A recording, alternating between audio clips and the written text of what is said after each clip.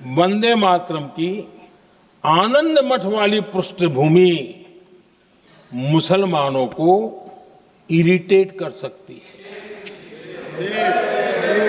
मैं नेहरू जी का कोट पढ़ता हूं। नेहरू जी कहते हैं, मैंने वंदे मातरम गीत का बैकग्राउंड पढ़ा है। नेहरू जी फिर लिखते हैं, मुझे लगता है कि ये जो बैकग्राउंड है इससे मुस्लिम भड़केंगे। বন্দে মাতরম গানে কি সত্যি মুসলিম বিরোধীর কথা আছে? আনন্দ মঠের পৃষ্ঠভূমিতে নেহেরু কেন লিখেছিলেন এই কথা? লোকসভায় বন্দে মাতরম গানের সার্ধশতবর্ষ উপলক্ষে শুরু হয়েছে বিশেষ আলোচনা পর্ব। প্রধানমন্ত্রী নরেন্দ্র মোদীর বক্তব্য দিয়ে শুরু হয় অধিবেশন পর্ব। বঙ্কিমের এই ছিল পরাধীন ব্রিটিশ ভারতের স্বাধীনতার মূল মন্ত্র। 1975 সালের এক শরৎকালের সকালে নৈহাটির কাঁঠালপাড়ার বাড়িতে আবলুস কাঠের টেবিলে বসে লিখেছিলেন এই গান। কালের প্রবাহে গান দেশমাতৃকার ধ্বনিতে পরিণত হয়। মোদির বক্তব্যে উঠে এসেছে বাংলা এবং বাঙালির কথা। গানের যখন শতবর্ষ, তখন ইন্দিরা গান্ধী সংবিধানকে উপেক্ষা করে জরুরি অবস্থা জারি করেছিলেন।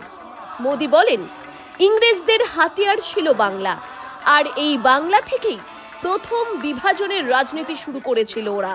কিন্তু ইংরেজদের ইটের জবাব বঙ্কিমচন্দ্র চট্টোপাধ্যায় পাথরে দিয়েছিলেন। 150 वर्ष उस महान अध्याय को, उस गौरव को पुनः स्थापित करने का अवसर है। और मैं मानता हूं सदन ने भी और देश ने भी इस अवसर को जाने नहीं देना चाहिए।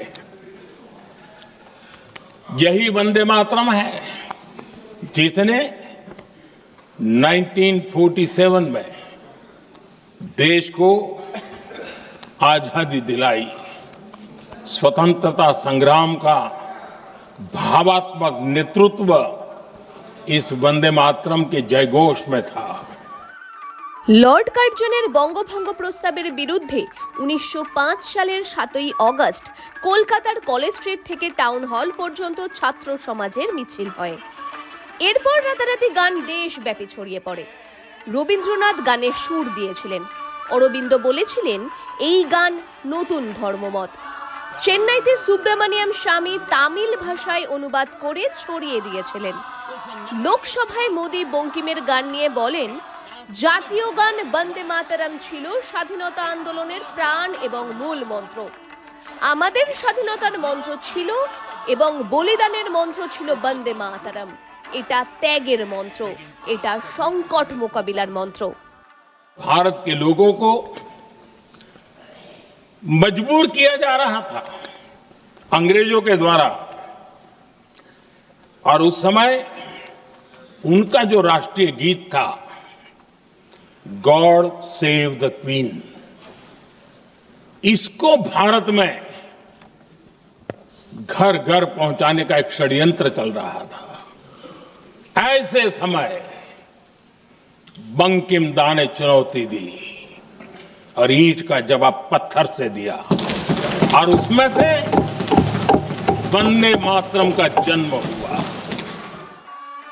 বন্দে মাতরম গানে রয়েছে দেশমাতৃকা, সুজলা সুফলা শস্য শ্যামলার প্রতীক। দেশ মা এখানে দেবী দুর্গা ও ভারত মাতা।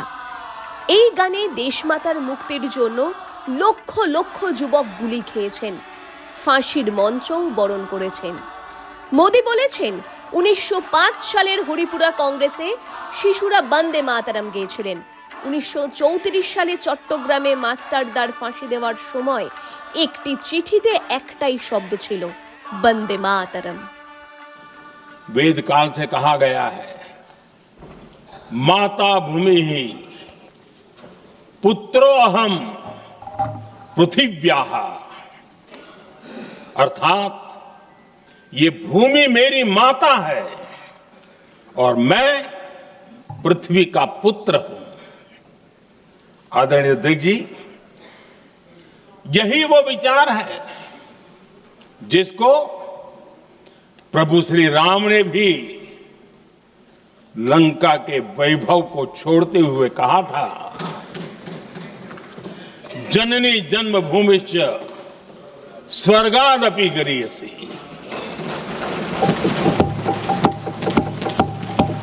वंदे मातरम यही महान सांस्कृतिक परंपरा का एक आधुनिक अवतार है। বঙ্কিম নিজের মেয়েকে মৃত্যুকালে বলেছিলেন, আজ এই গানের গুরুত্ব কেউ না বুঝলেও আগামী 25 থেকে 30 বছরের মধ্যে এই গান বিশ্বব্যাপী জনপ্রিয় হবে। পরাধীন ভারতে এই গানই ছিল ব্রিটিশ বিরোধিতার মূল মন্ত্র। সরকার আইন করে গানকে নিষিদ্ধ ঘোষণা করলে দেশ জুড়ে আরো উত্তাল হয়ে ওঠে এই মুক্তির গান। 1905 থেকে ব্রিটিশরা না পালানো পর্যন্ত বঙ্গ তথা দেশ জুড়ে অলিতে গলিতে সভা সমিতিতে বিরাট ব্যাপ্তি অর্জন করেছিল এই গান। अंग्रेजों ने देखिए कितनी कमजोरी होगी और इस गीत की ताकत कितनी होगी। अंग्रेजों ने उसको कानूनी रूप से प्रतिबंध लगाने के लिए मजबूर होना पड़ा था। गाने पर सजा, छापने पर सजा, इतना ही नहीं, वंदे मातरम शब्द बोलने पर भी सजा। इतने कठोर कानून लागू कर दिए गए थे। हमारे देश की आजादी के आंदोलन में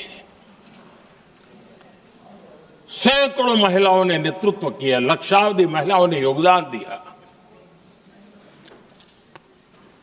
एक घटना का मैं जिक्र करना चाहता हूं। 12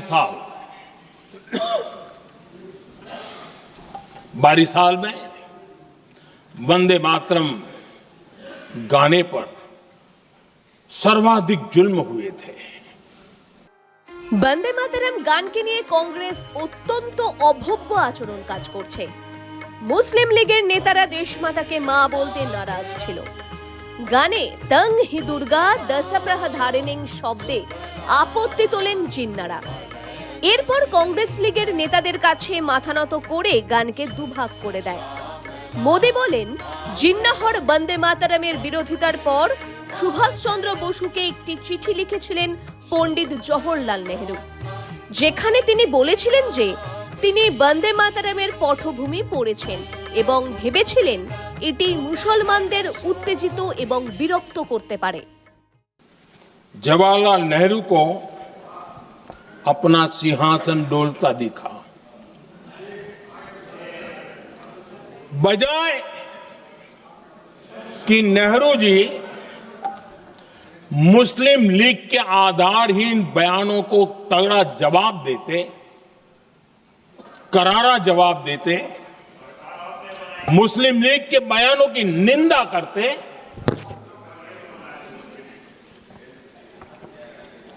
और वंदे मातरम के प्रति खुद की भी और कांग्रेस पार्टी की भी निष्ठा को प्रकट करते हैं। लेकिन उल्टा हुआ।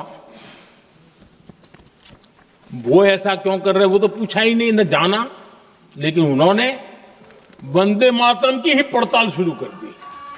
বঙ্কিমচন্দ্রের এই কালজয়ী গানে মা যাহা ছিলেন, মা যাহা হইয়াছেন এবং মা যাহা হইবেন, এই বক্তব্যকে কালী, জগদ্ধাত্রী এবং আদ্যাশক্তি মহামায়ার কথা বারবার তুলে ধরেছেন।